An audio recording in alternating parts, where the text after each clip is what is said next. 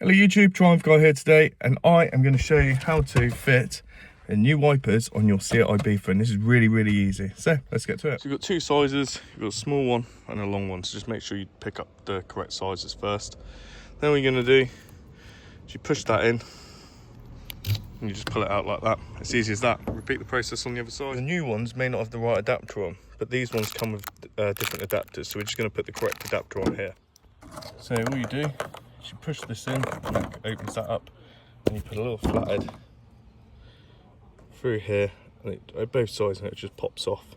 So you can put the new one on.